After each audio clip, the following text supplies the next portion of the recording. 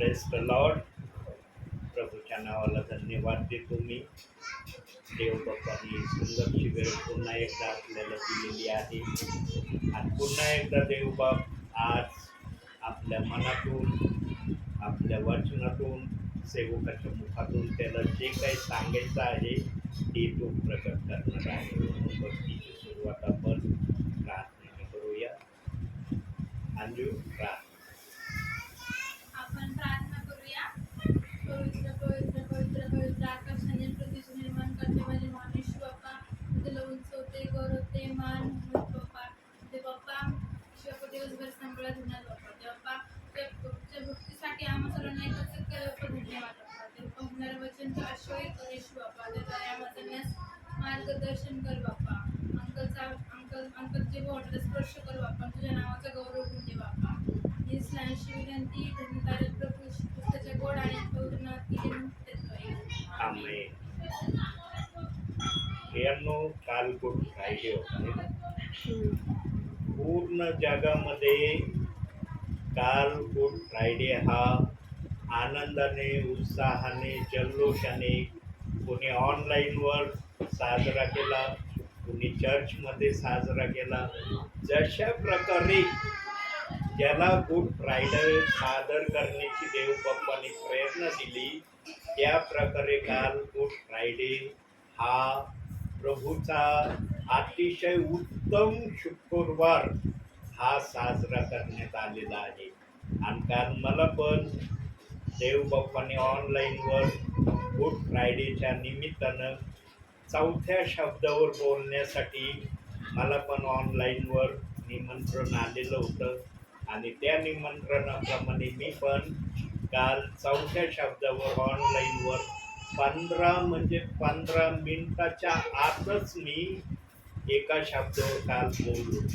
परंतु पूर्ण महाराष्ट्राने काल त्या माझ्या चौथ्या शब्दाला ऐकलं आणि निरनिराळ्या ठिकाणातून माझ्या संदेशाविषयी प्रतिक्रिया विश्वासणाऱ्यांनी प्रगट केल्या आणि त्यांनी असं बोलले, इतकं सुंदर ते ब्रदर वचनातून बोलले, इतके सुंदर विचार आणि वचन त्यांनी दाखवले, प्रभावित झाले ते.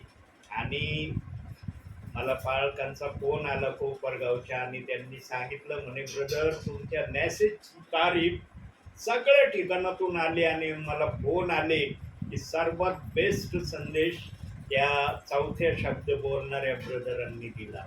म्हणून त्या शब्दावर मी आज या ठिकाणी पण शेअर करणार आहे. आणि देवबाप्पाने मला दाखवलंय, मला देवबाप जे दाखवतो ते मी बोलल्याशिवाय राहत नाही. देवबाप्पाने मला 7 शब्दावर बोलण्याविषयी जो विचार दिलेला आहे त्या विचाराप्रमाणे मी 7 शब्दावर 7 ठिकाणी प्रार्थनेच्या माध्यमातून बोलणार आहे. तर काल ज्या शब्दावर मी बोललो तो शब्द आज आपल्यासमोर मी ठेवत आहे. त्यासाठी काढूया मत्तेकृष्ण वर्तमान याचा 27वा अध्याय 46वा वचन.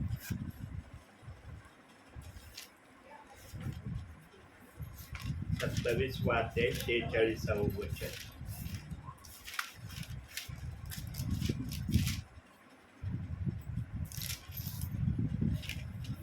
वाचू. आणि सुमारे 9व्या तासाला येशू मोठ्याने आरडी मारून बोलला, एली एली लमा सबखथनी, म्हणजे माझ्या देवा तू माझा त्याग का केला. प्रियांनो, येशू ख्रिस्ताने वधस्तंभावर जे 7 शब्द उच्चारले ते असेच उच्चारले नाही. प्रियांनो, येशू ख्रिस्ताला या 7 शब्दातून आपल्या मनातल्या शेवटच्या इच्छा आपल्या पित्याला पण कळवायच्या होत्या. आणि येशू ख्रिस्त गेल्यानंतर आम्ही जे प्रभूमध्ये येणार होतो, जे प्रभूमध्ये आमचं येणं होणार होतं, त्यांच्यासाठी अनुषंगून हे शब्द प्रभू उच्चारलेला आहे. प्रभूच्या या 7 शब्दांमध्ये अतिशय गहन अशा गोष्टी त्याने आपल्या शब्दातून प्रगट केल्या आणि त्या शब्दाला पवित्र आत्म्याने येशू ख्रिस्ताच्या मुखातून उच्चारण केलं, त्याचं स्पष्टीकरण पवित्र आत्म्याजवळ आहे. पवित्र आत्मा जे करतो त्याचा त्याच्याजवळ पुरावा असतो, जे दाखवतो त्याचं प्रकाशन त्याच्या जवळ असतं. पवित्र आत्मा सर्व तयारीनिशी आपल्या सगळ्या गोष्टी कळवण्यास आजही समर्थ आहे. म्हणून येशू ख्रिस्त म्हणला, एलोय एलोय लमा सबकतनी, आणि याचा अर्थ आहे, माझ्या देवा माझा त्याग का केला. यांनो, वचन हे दुधारी तलवार आहे. इब्रीकराच्या पत्रामध्ये 4थ्या अध्यायामध्ये सांगितलंय की वचन हे दुधारी म्हणजे दोन्ही बाजूंनी बोलणार आहे. इकडल्या बाजूनी बोलतं, इकडल्या बाजूनी बोलतं. एक प्रकारे येशू ख्रिस्त पहिल्या गोष्टीत बोलत आहे की पित्या, तू माझा त्याग का केला. आणि याच्याविषयी वचन यशायाचे 53 अध्याय 10व्या वचनात सांगितलंय, परमेश्वराच्या मर्जीस आले त्याला ठेचावे. या शब्दाने त्या वचनाची सुरुवात आहे आणि त्या वचनामध्ये 2-3 गोष्टी अजून पवित्र आत्म्याने त्या ठिकाणी सांगितल्या आहे. परंतु परमेश्वराच्या मर्जीस आले की येशू ख्रिस्ताला ठेचावे. परंतु दुसरी जी बाजू आहे, ती दुसरी बाजू येशूला हे आपल्या पित्याला सांगायचं होतं की तू मला जे कार्य करण्यासाठी पाठवलं त्या कार्यामध्ये मला कोणाशी काही बोलायचं नाही, कोणाशी वादविवाद करायचा नाही, कोणाची भावना दुखवायची नाही, कोणाच्या विरोधात जायचं नाही, कोणाबद्दल मनामध्ये शंका ठेवायची नाही. फक्त स्वच्छ अंतःकरणाने सर्व काही पित्याच्या आज्ञेप्रमाणे कार्य करायचं, इतकं मला तू सांगितलं. आणि इतकं नम्र राहायला सांगितलं की अंगावर थुंकले तरी तू काही बोलायचं नाही. यांनो, जगामध्ये सर्वात सोपी गोष्ट आहे ना बोलणं आहे. बोलण्याला ना काही श्रम लागत नाही, काही कष्ट लागत नाही. बोलण्याच्या माध्यमातून कोणत्या गोष्टी आपण बोलून मोकळे होतो. पण त्या गोष्टी जर कृतीमध्ये उतरवण्याचं ठरवलं ना तर ते तितकं सोपं जात नाही जितकं सोपं बोलणं जातं. येशू ख्रिस्तावर काय काय पेच प्रसंग आले प्रियांनो. अख्ख्या 4 शुभवर्तमानामध्ये कातरणाऱ्या समोर जसं मेंढरू शांत असतं, तसा येशू प्रत्येक ठिकाणी शांत राहिला प्रियांनो. आणि लुसिफरला, सैतानाला माहीत होतं की येशू ख्रिस्ताला कोणत्या कार्यासाठी जगामध्ये पित्याने पाठवलेला आहे. म्हणून हेरोद राजाच्या माध्यमातूनच येशूचा घात आणि येशूला या जगातून समाप्त करण्याची प्रक्रिया सुरू झाली. परंतु म्हणतात ना, देवाची योजना नेहमी सफल होणारी योजना असते. देव बाप जे ठरवतो ते करून दाखवतो. इतक्या खालच्या पातळीपर्यंत येशू ख्रिस्ताला जाण्यासाठी पित्याने आज्ञा दिली होती. या शब्दाला अनुषंगून तो बोलत आहे. त्या शब्दामध्ये माझ्या देवा तू माझा त्याग का केला. म्हणजे मला तू इतक्या खालच्या पातळीपर्यंत जाण्यासाठी लावलं आणि शांत राहायची ही भूमिका मला तू दिली.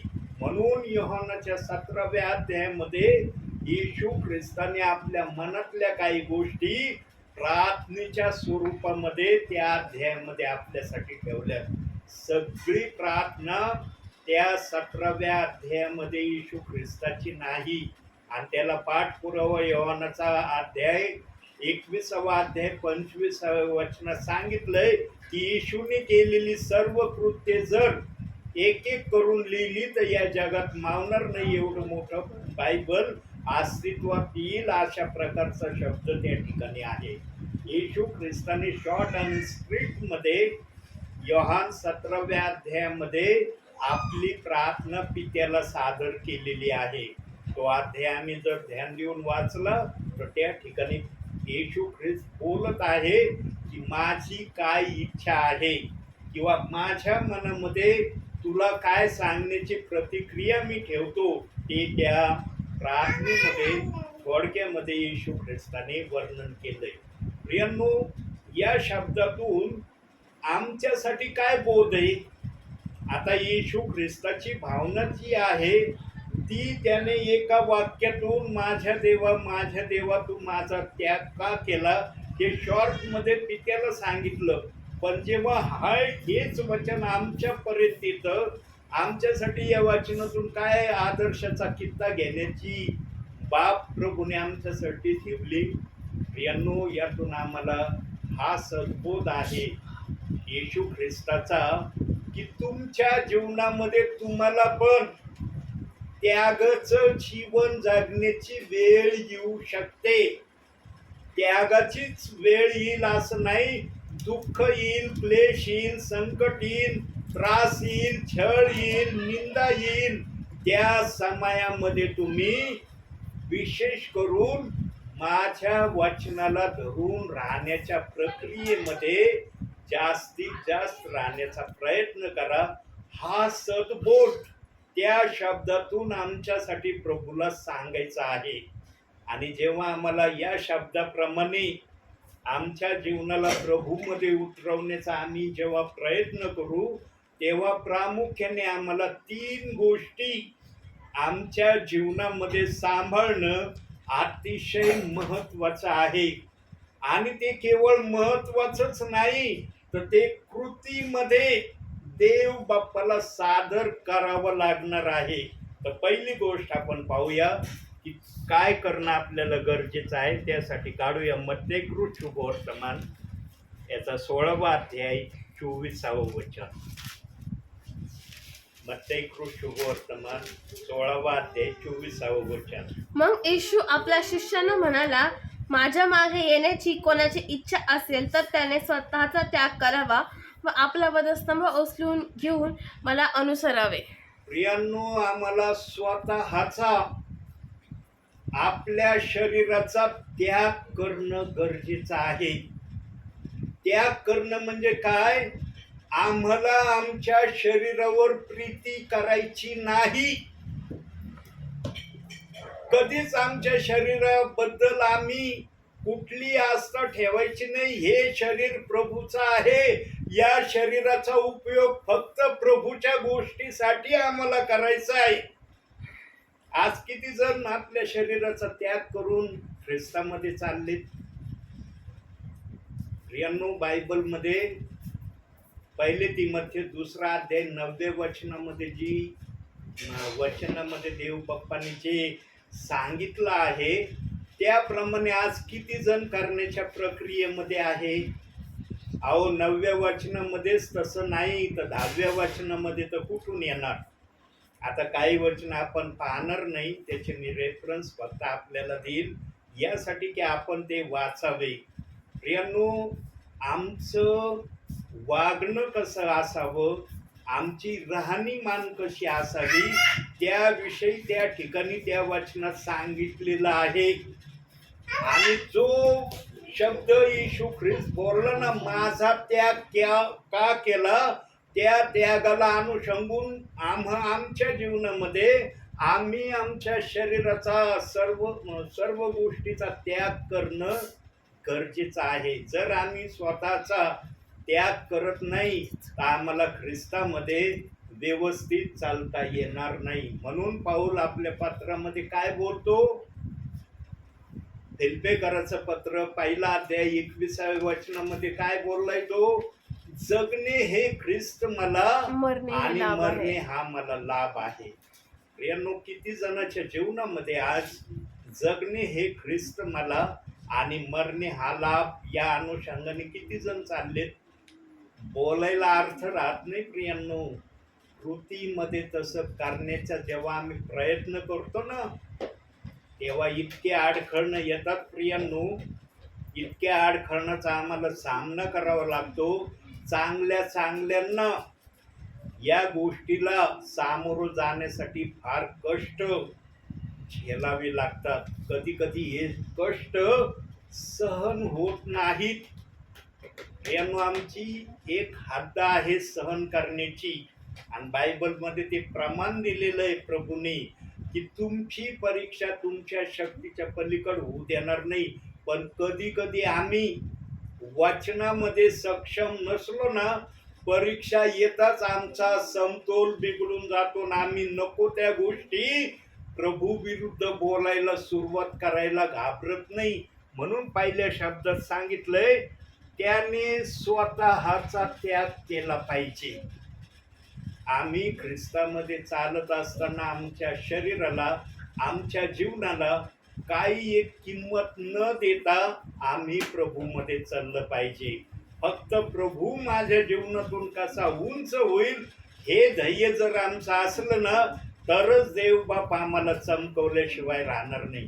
का बरं संदेश ते काही सेवक इतके आदर्शाचे कित्ते होऊन गेले आमच्यासाठी? कारण त्यांनी आपल्या जीवनामध्ये देवापेक्षा कोणत्याच गोष्टीला जास्त महत्व दिलं नाही. आणि देवाची आज्ञा म्हणजे तो देवाचा एक आदेश, या अनुषंगाने त्याने आपलं जीवन प्रभूमध्ये घालवलं. दुसरी गोष्ट पाहूया, लूककृत शुभवर्तमान 14वा अध्याय 33वे वचन.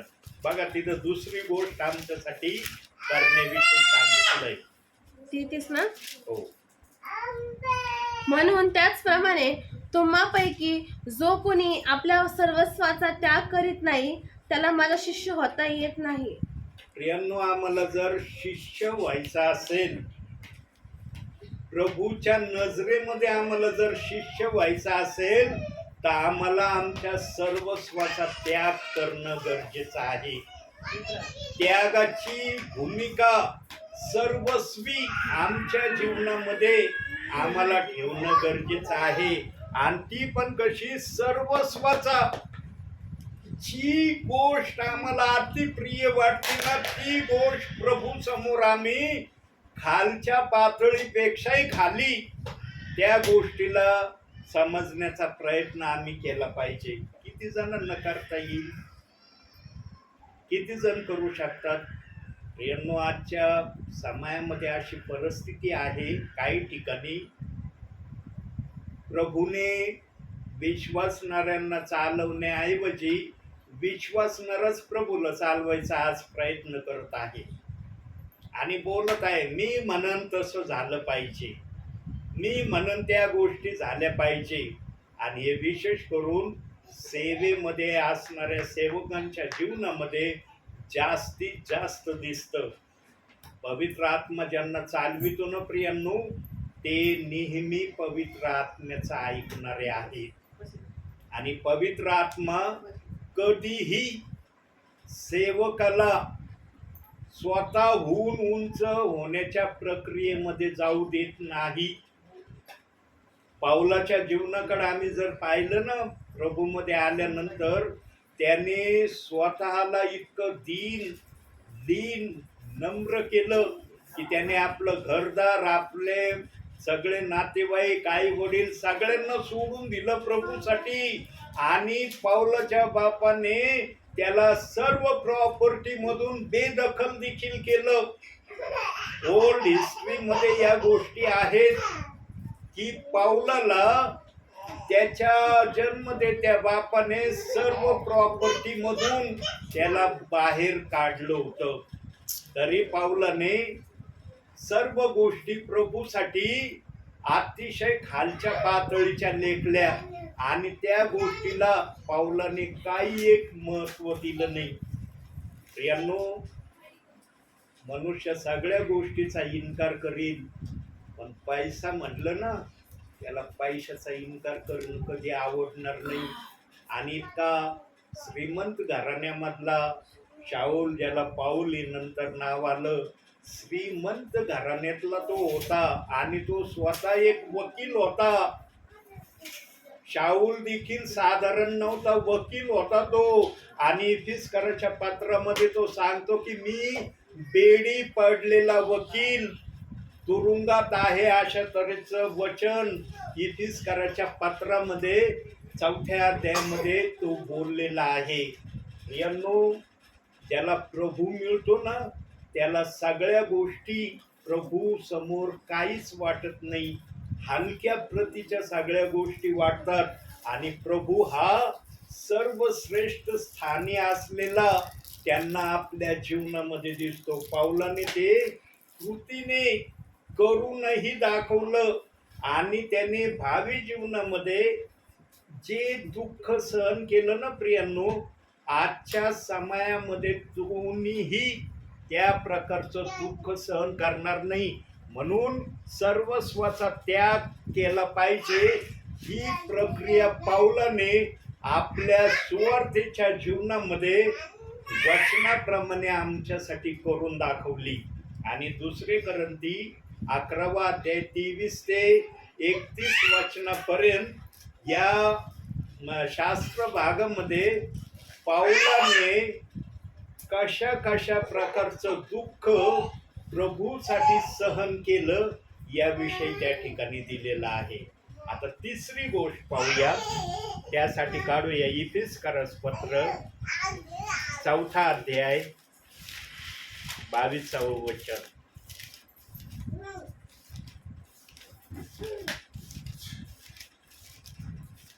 हम्म? 4था अध्याय 22वं वचन, इफिसकरास पत्र.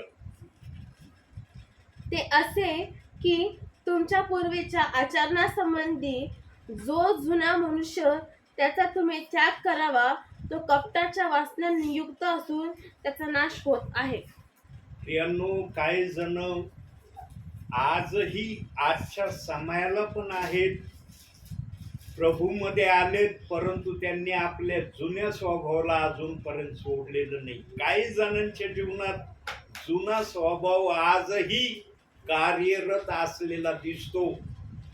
ज्यांच्या जीवनामध्ये जुना स्वभाव कार्यरत असलेला दिसतो ना प्रियांनो, त्यांचं लक्ष कधीच बायबलच्या गोष्टीकडे लागणार नाही. त्यांना बायबल कधीच प्रिय वाटणार नाही. त्यांना प्रार्थना पण एवढी उसाची प्रक्रिया आहे हे जाणवणार नाही. आणि आज्ञापालन तर त्यांच्या डिक्शनरीच्या बाहेरचा शब्द आहे. सांगा प्रियांनो, असे जे प्रियजन प्रभूच्या नावात आल्यानंतर अशा प्रकारे प्रभू समोर चालत आहेत, वागत आहेत, बोलत आहेत, करत आहेत, त्यांचं स्वर्गामध्ये जाणं होईल का? येशू ख्रिस्ताला वधस्तंभावरून जे शब्द बोलला ना, त्या शब्दातून ही पण गोष्ट येशू ख्रिस्ताने इनडायरेक्टली आपल्या बोलण्यातून प्रगट केली की काही जण स्वर्गाच्या वाटेचे वैरी असल्यासारखे माझ्या नावामध्ये चालणारे होणारे, ही भविष्यवाणी वधस्तंभावरून 7 शब्दाच्या माध्यमातून देखील त्यांनी प्रगट केली. पण ती बायबलमध्ये लिहिण्यात आलेली नाही. बायबलच्या आत्म्याने काही गोष्टी गुप्त ठेवलेल्या आहेत. येशूच्या 7 शब्दाला अतिशय महत्व वर्षानुवर्ष आम्ही देतो. का देतो? निरनिराळ्या विषयातून 7 शब्दांना प्रगट केलं जातं, पण येशू ख्रिस्ताला मुख्यत्वे करून 7 शब्दातून हे सांगायचं होतं की मनुष्याने जर माझ्या नावामध्ये येण्याची एंट्री केली तर त्याने स्वतःला पूर्णपणे विसरून जावं आणि ख्रिस्ताचा स्वभाव त्यांच्यामध्ये दिसावा. किती जणांजवळ आज ख्रिस्ताचा स्वभाव आहे? किती ख्रिस्ताच्या स्वभावाप्रमाणे आपलं आचरण करत आहे? ज्यांचा जुना स्वभाव अजूनही आपल्यामध्ये आहे ना, त्यांच्यामध्ये कधीच ख्रिस्ताचं आचरण तसं तुम्हाला दिसणार नाही जसं पाहण्याची प्रभू अपेक्षा करतो. प्रियांनो, आमचं ख्रिस्तामध्ये येणं जर प्रभूने होऊ दिलंय ना, तर यासाठी त्यांनी होऊ दिलं की मी सांगन ते तुम्ही केलं पाहिजे. मी तुम्हाला आदेश देईन, तुम्ही मला आदेश दिला नाही पाहिजे. मी तुम्हाला आज्ञा देईन, तुम्ही मला नाही सांगितलं पाहिजे. काही जण प्रभूला इनडायरेक्टली आदेश देऊन सांगतात आणि करण्याचा प्रयत्न करतात. प्रियांनो, जो प्रभूच्या पुढे चालण्याचा प्रयत्न करेल ना, त्याच्याकडून देवबाप कशी सेवा करून घेईन आपली. आम्ही नेहमी प्रभूच्या माग चालणारा असावा असं प्रभूने आम्हाला आदेश दिलाय. मेंढपाळ नेहमी पुढं असतो आणि मेंढर नेहमी माग असतात. कधी पाहिलं का असा मेंढपाळ की तो मेंढर पुढं चाललाय मेंढपाळ माग आहे? मेंढपाळाला चालवितात असं दिसलंय का कुठं? नाही. मेंढपाळ मेंढरांना चालवितो हे आम्ही वचनातून निरनिराळ्या ठिकाणातून वाचतो आणि ऐकतो. पण एक वचन आपण त्यातून बघू. योहान शुभवर्तमान 10वा अध्याय 27वं वचन. माझी मेंढरे माझी वाणी ऐकतात, मी त्यांना ओळखतो व ती माझ्या मागे येतात. काय बोलतंय वचन? माझी मेंढरे माझी वाणी ऐकतात आणि ती माझ्या मागे चालतात. मेंढर नेहमी ऐकणारे असले पाहिजे. मेंढरांचा गुणधर्म ऐकण्याविषयीचा आहे. मेंढरांना आदेश देण्याची परवानगी देवबाप्पाने दिलेली नाही. आणि जे मेंढरू देवबाप्पाचं ऐकणार आहे ते नेहमी मेंढपाळाच्या मागच राहण्याची इच्छा ठेवतो. ते कधीच मेंढपाळाच्या पुढे जाण्याची आपल्या जीवनामध्ये प्रक्रिया प्रभूला दाखवित नाही. प्रियांनो, जुना स्वभाव जर आम्हाला सोडायचा असेल तर आम्हाला पहिली गोष्ट आमच्या जीवनामध्ये काय करणं गरजेचं आहे? आम्हाला बायबल वाचणं गरजेचं आहे.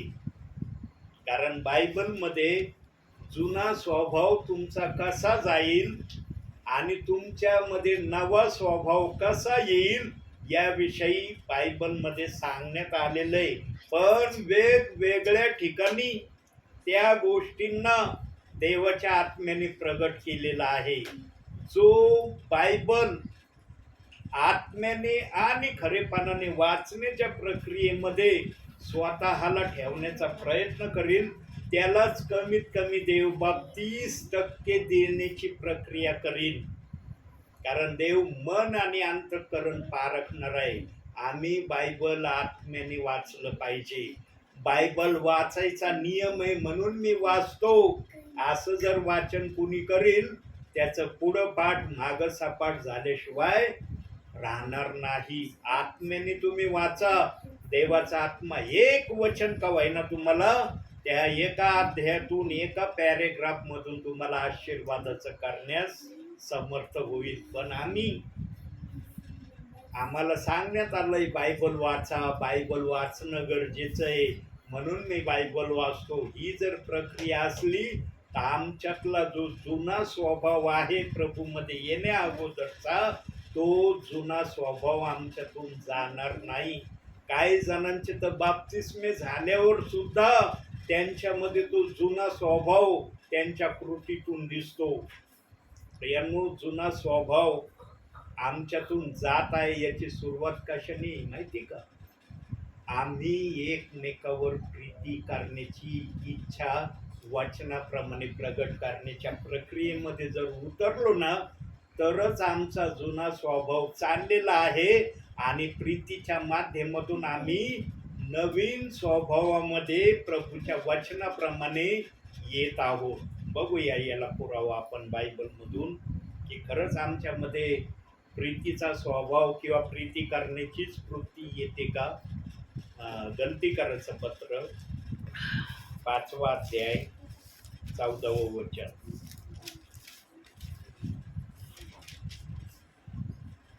आणि तुमची परीक्षा होण्या इतके माझ्या प्रकृती जे होते त्याचा तुम्ही धिक्कार असावा. नाही 14वं वचन 5वा अध्याय.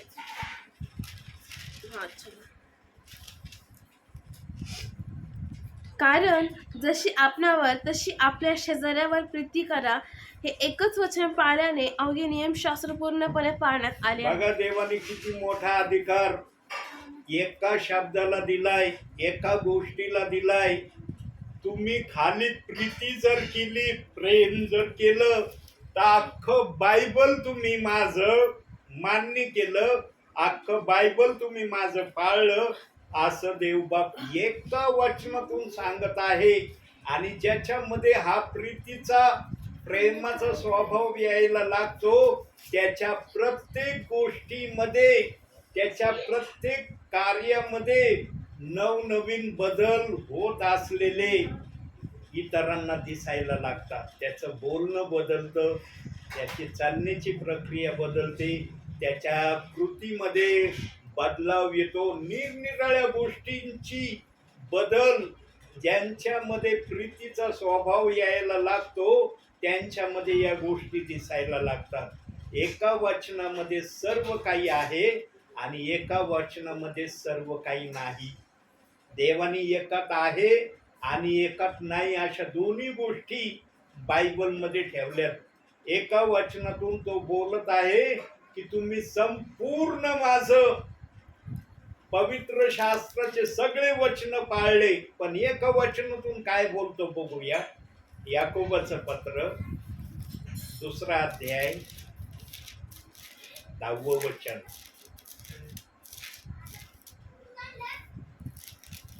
दुसरा अध्याय 10 वचन ना? हो. कारण जो कोणी संपूर्ण नियमशास्त्र पाळून एका नियमाविषयी चुकतो तो सर्वांविषयी दोषी होतो.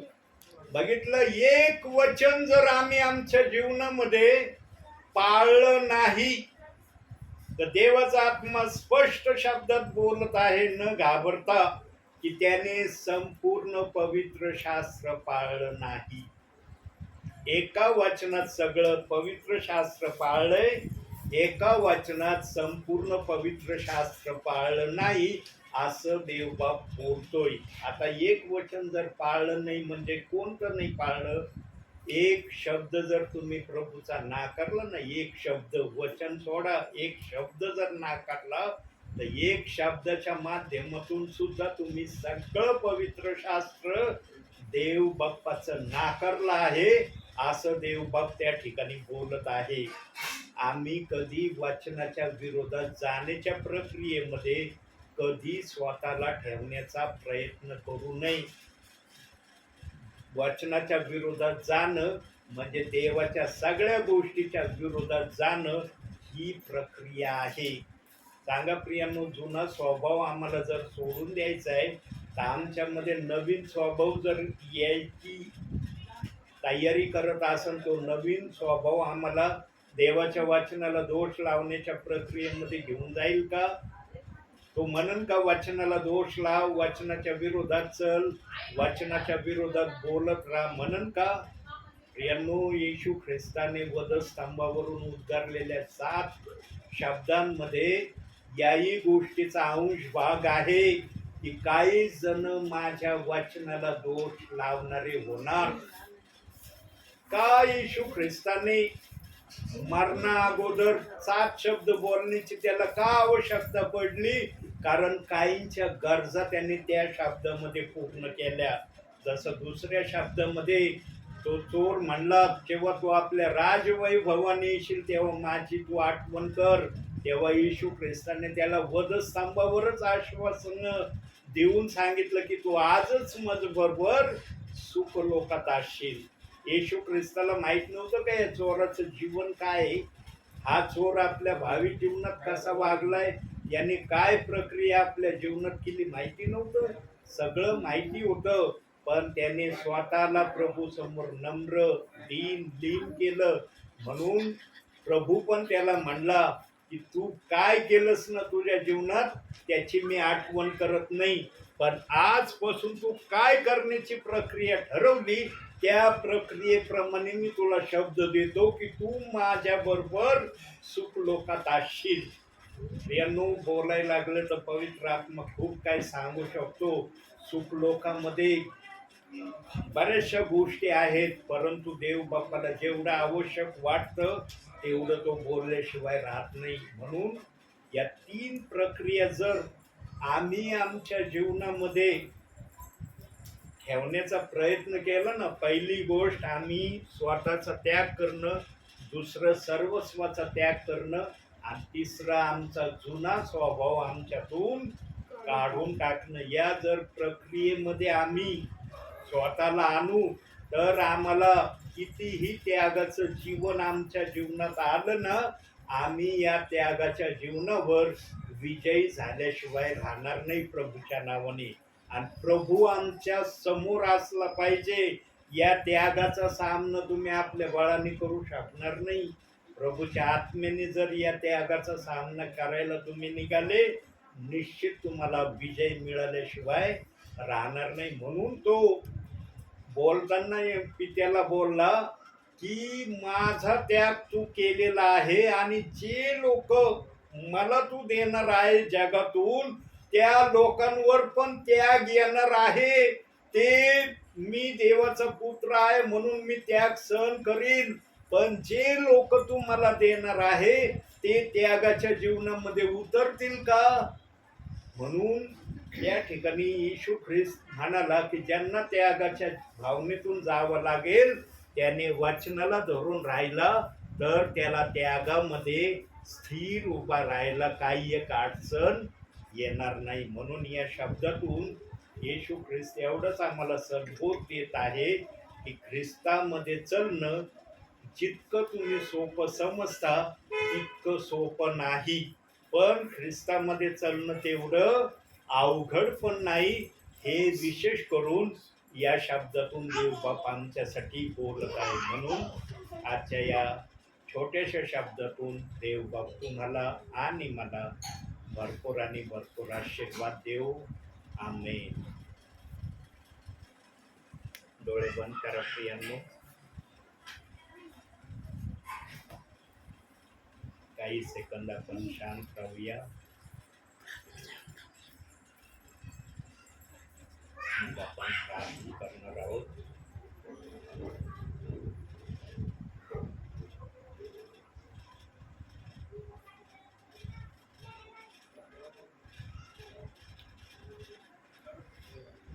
मी वेचिले फुलांना काटे ख्रिस्ता मिळाले. मी वेचिले फुलांना काटे ख्रिस्ता मिळाले. जखमी करून तुझला मला सर्व रे मिळाले.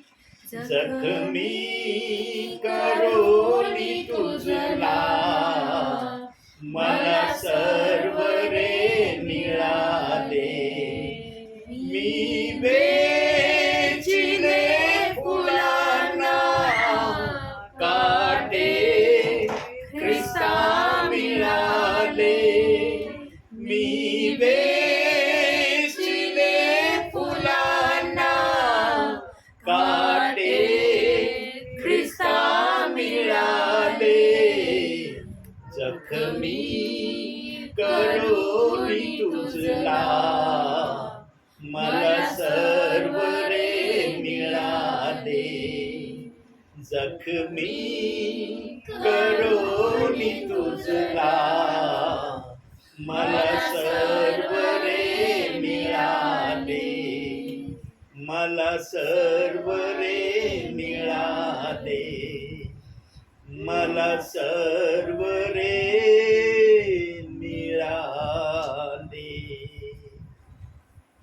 आपल्यासाठी शेवटची प्रार्थना सुनीताताई करतील. आपण प्रार्थना करू. पवित्र पवित्र पवित्र पवित्र हे अतिकर सेनाधीश परमेश्वरा, प्रथम तुला धन्यवाद देते माझे परमेश्वरा. तुला उंचविते, गौरवते बाप्पा, मान सन्मान देते माझ्या राजा. बाप्पा दिवसभर सांभाळून या संध्याकाळच्या समय बाप्पा तू प्रार्थनेस आम्हाला एकत्रित केलं म्हणून तुला धन्यवाद देते माझ्या परमेश्वरा. बाप्पा तुझ्या दासाला तू घेऊन आलास बाप्पा इथे म्हणून तुला धन्यवाद देते माझ्या परमेश्वरा. बाप्पा बापा तुझ्या दासाने जे वचन सांगितलं बापा तू ते आमच्यासाठी आशीर्वादित कर माझ्या परमेश्वरा. बापा जरी दासाचं मुख असत बापा शब्द तुझे आहेत माझ्या परमेश्वरा. बापा बापा तू आमच्या अंतःकरणात ते वचन रुजलं जाऊ दे आणि त्या वचनाप्रमाणे आम्हाला चालण्यास वागण्यास सहाय्य आणि मार्गदर्शन कर माझ्या परमेश्वरा. बापा बापा तू जिवंत देव आहेस माझ्या परमेश्वरा. बापा बापा ते वचन बापा त्या वचनाप्रमाणे बापा आम्ही ते वचन अंतःकरणात घेऊन त्या वचनाप्रमाणे बापा चालव असं आम्हाला तू मार्गदर्शन कर माझ्या परमेश्वरा. बापा आणि बापा अंकलला बापा बापा या संकटातून तू वाचवलं म्हणून बापा तुझे खूप खूप धन्यवाद बापा. बापा तुझे आभार मानते माझ्या परमेश्वर. बापा खरंच तू महान आहेस बापा. तू दयेचा सागर आहेस बापा. बापा तू डॉक्टर्स वैद्यांचं वैद्य आहेस माझ्या परमेश्वर. बापा दिवसभर जर काही चुकून बोलले असेल तर क्षमा कर माझ्या परमेश्वरा. बापा बापा इथून पुढचा वेळ समय मी तुझ्या हाती देते. ही लहान नम्र प्रार्थना येशूच्या नावात केली म्हणून ऐकते त्या. आमेन. हे आमच्या स्वर्गातील बाप्पा, तुझे नाव पवित्र मानले जाऊ. तुझे राज्य जसे स्वर्गात तसे पृथ्वीवर. तुझ्या इच्छेप्रमाणे हो. आमची रोजची भाकर आज आम्हाला दे. आणि जसे आम्ही आमच्या ऋणास सोडले आहे तसेच तू आमचे ऋण आम्हाला सोड. आणि आम्हास परीक्षेत आणू नकोस तर आम्हास वाईटापासून सोडव. कारण की राज्य सामर्थ्य आणि गौरव ही सर्व काळ तुझीच आहे. आमेन. आमेन. प्रभू येशू रक्त की जय. प्रभू येशू रक्त की जय. प्रभू येशू रक्त की जय. आमेन. आमेन. धन्य येशू नाम, धन्य येशू नाम, धन्य येशू नाम सर्वकाळ. धन्य येशू नाम, धन्य येशू नाम, धन्य येशू नाम सर्वकाळ. आमेन.